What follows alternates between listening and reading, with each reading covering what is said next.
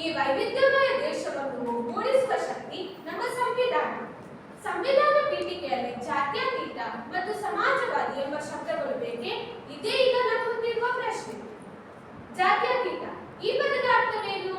ಧರ್ಮಕ್ಕೆ ಅಂದವಾಗದೆ ಮಾನವೀಯತೆಗೆ ಬೆಳಕಾಗುವುದು, ಧರ್ಮದ ಗೋಡೆಗಳನ್ನು ಒಡೆದು ಪ್ರೀತಿಯ ಸೇತುವೆಗಳನ್ನು ಕಟ್ಟುವುದು. ನಮ್ಮ ಭಾರತ ದೇಶವು ಯಾವುದೇ ಒಂದು ಅಧಿಕೃತ ಧರ್ಮವನ್ನು ಹೊಂದಿಲ್ಲ. ಪ್ರತಿಯೊಬ್ಬ ಪ್ರಜೆಗೂ ತನಗೆ ಬೇಕಾದ ಧರ್ಮವನ್ನು ಆಯ್ಕೆ ಮಾಡುವ ಹಕ್ಕಿದೆ. ಸರ್ಕಾರವು ಯಾವುದೇ ತರಹದ ಧರ್ಮಕ್ಕೆ ವಿರುದ್ಧ ಹೊಂದುವಂತಿಲ್ಲ. ಸಮಾಜವಾದ ಈ ಪದದ ಅರ್ಥವೇನು? ಎಲ್ಲರಿಗೂ ಸಮಾನ ಅವಕಾಶ, ಸಮಾನ ಧರ್ಮ, ಸಮಾನ ಹಕ್ಕು. ಕೇವಲ ರಾಜಕೀಯ ಸಮಾನತೆ ಇದ್ದರೆ ಸಾಕಾಗುವುದಿಲ್ಲ ಎಂದು ಡಾಕ್ಟರ್ ಬಾಬಾ ಸಾಹೇಬ್ ಅಂಬೇಡ್ಕರ್ ಅವರು ಹೇಳಿದ್ದಾರೆ. ಸಾಮಾಜಿಕ ಹಾಗೂ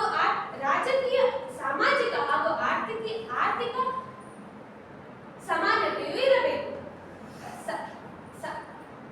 ಸಮಾಜವಾದವು ಇಲ್ಲದಿದ್ದರೆ ಪ್ರಗತಿಯ ದಾರಿಯಲ್ಲಿ ಕೆಲವರು ಮಾತ್ರ ಓಡುತ್ತಾರೆ, ಉಳಿದವರು ಕತ್ತಲೆಯಲ್ಲಿ ಬೀಳುತ್ತಾರೆ.